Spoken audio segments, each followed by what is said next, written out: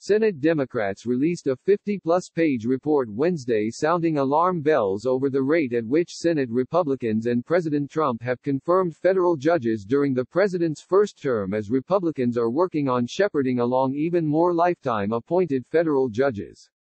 The account calls GOP-appointed judges politicians in robes, rails against the Chief Justice John Roberts' Supreme Court, slams the conservative and libertarian lawyers group the Federalist Society, and says Senate Majority Leader Mitch McConnell, our key, is betraying the vision of our founders.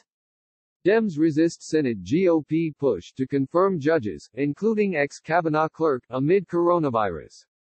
The report was widely promoted by high-profile Senate Democrats on Wednesday, including Senator Sheldon Whitehouse, DRI, Senate Minority Leader Chuck Schumer, DNY, Senator Amy Klobuchar, D-Min, and several others, as Democrats grapple with the breakneck clip of Trump's and McConnell's judicial confirmation efforts.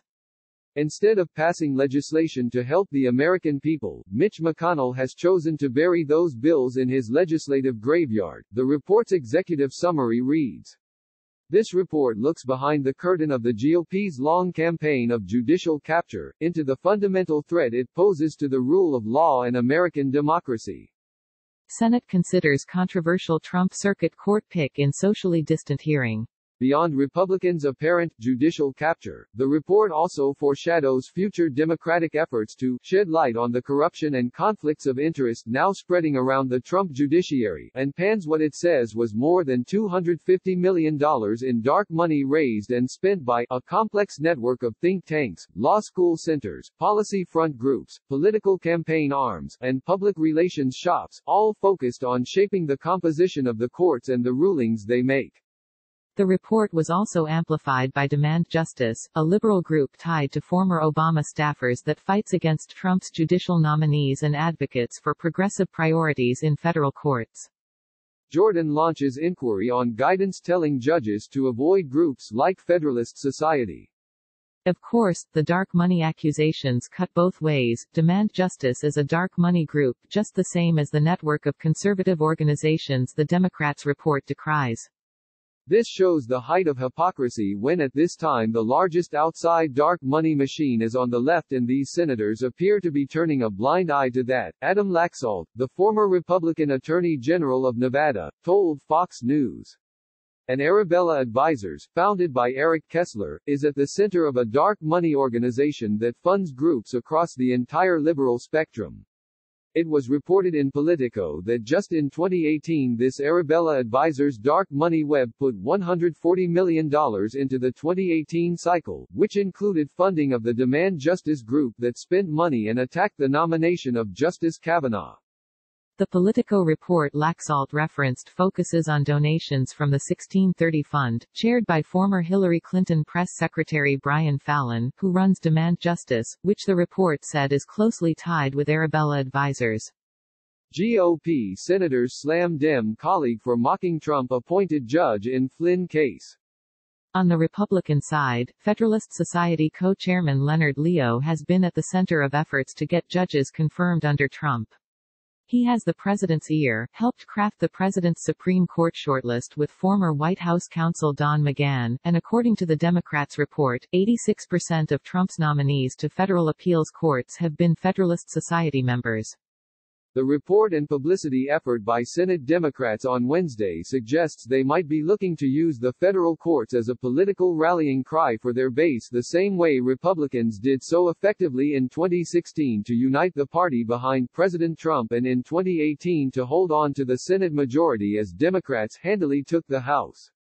But Mike Davis, the former chief nominations counsel for Senator Charles Grassley, R. Iowa, when he led the Senate Judiciary Committee who now runs the Article 3 Project, a group aimed at supporting Trump judicial nominees, sees the judiciary as an issue that favors Republicans no matter who is picking the fight. In 2016, President at real Donald Trump won an upset victory over at Hillary Clinton, in big part over a judicial fight, Davis tweeted on Wednesday.